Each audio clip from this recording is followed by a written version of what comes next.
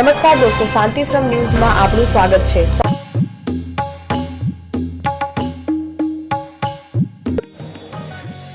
સૌથી પહેલા વાત કરીએ સુરતની, જ્યાં મેઘરાજાએ આજે રૌદ્ર સ્વરૂપ ધારણ કર્યું છે। સતત ધોધમાર વરસાદના કારણે સમગ્ર શહેર પાણીમાં ગરકાવ થઈ ગયું છે।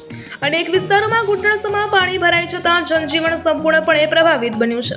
હવામાન વિભાગે સુરત સહિત 5 જિલ્લાઓમાં અત્યંત ભારે વરસાદનું રેડ એલર્ટ જાહેર કર્યું હતું અને તેની અસર આજે સ્પષ્ટ રીતે જોવા મળી રહી છે।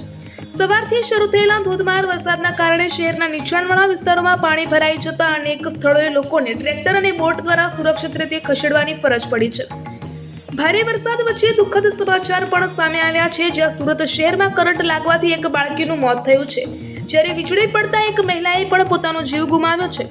સહારા દરવાજા ગરનાળામાં મુસાફરોથી ભરેલી એસટી બસ પાણીમાં ફસાઈ ગઈ હતી। જોકે તમામ મુસાફરોને સુરક્ષિત રીતે બહાર કાઢવામાં આવ્યા હતા। શહેરની વરાછા વિસ્તારમાં આવેલી દિવાળી બાગ ઇન્ડસ્ટ્રીઝ સોસાયટીમાં ઘૂંટણસમાં પાણી ભરાઈ જતા વેપારીઓ ભારે ચિંતામાં મુકાયા છે। કારખાનાઓ અને દુકાનોમાં પાણી ઘૂસવાની ભીતિ વચ્ચે માલસામાનને નુકસાન થવાની શક્યતા વ્યક્ત કરવામાં આવી રહી છે। વેપારીઓનું કહેવું છે કે જો વરસાદ યથાવત રહેશે તો લાખો રૂપિયાનું આર્થિક નુકસાન થઈ શકે છે। ભારે પવન અને વરસાદના કારણે શહેરમાં 5 જેટલા વિશાળ વૃક્ષો ધરાશાયી થયા છે।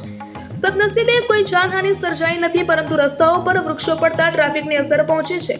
ફાયર બ્રિગેડની ટીમે તાત્કાલિક કાર્યવાહી હાથ ધરી ક્રેન અને કટરની મદદથી રસ્તાઓ ખુલ્લા કરવાની કાર્યવાહી શરૂ કરી છે। રાજ્યમાં સવારે 6 વાગ્યાથી બપોરે 4 વાગ્યા સુધીમાં 164 તાલુકામાં વરસાદ નોંધાયો છે। સૌથી વધુ સુરતના કામરેજમાં 12 ઇંચ, સુરત શહેરમાં 10 ઇંચ અને પલાસણા તેમજ નવસારીમાં 8 ઇંચ વરસાદ નોંધાયો છે। ભારે વરસાદની આગાહીને ધ્યાનમાં રાખીને સુરત મહાનગરપાલિકાએ તમામ પ્રાથમિક, માધ્યમિક, ઉચ્ચતર માધ્યમિક શાળાઓ અને આંગણવાડીઓમાં આજે રજા જાહેર કરી છે। આપત્તિ વ્યવસ્થાપન તંત્ર સંપૂર્ણ અલર્ટ પર છે અને નીચાણવાળા વિસ્તારોમાં પાણીના નિકાલ માટે પમ્પિંગ સ્ટેશનો કાર્યરત કરવામાં આવ્યા છે।